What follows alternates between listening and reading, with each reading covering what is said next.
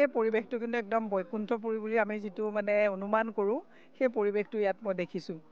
আৰু মই প্ৰথমতেই সেই দুজন পুৰোধা ব্যক্তি যি গুৰুজনাৰ যি আদৰ্শ তাক ধৰি ৰাখিবৰ কাৰণে 1928 চনত প্ৰয়াস কৰিছিলে। 1930 চনৰ পৰা আজি 94 সংখ্যক এই শ্ৰীমন্ত শংকৰ সংঘৰ যি অধিৱেশন তেওঁলোকে একাত্ৰিক্ৰমে নিৰবিচ্ছিন্নভাৱে তেওঁলোকে ইমান সুচাৰুৰূপে পৰিচালনা কৰিছে। উদ্যোক্তা মণ্ডলীলৈও মই মানে শ্ৰদ্ধা জ্ঞাপন কৰিছোঁ।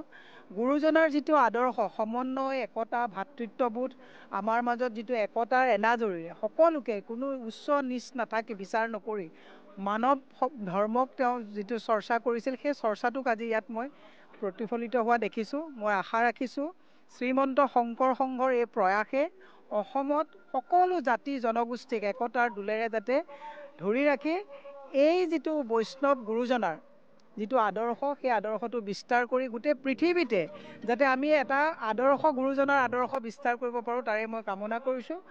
মানে আজি এই অধিৱেশনৰ জৰিয়তে যুৱ প্ৰজন্মলৈও এটা বাৰ্তা যোৱাটো উচিত যে যুৱ প্ৰজন্মই গুৰুজনাৰ বিষয়ে পুংখানুপুংখভাৱে অধ্যয়ন কৰা আৰু চৰ্চা কৰাৰ এটা পৰিৱেশ আজি আছে।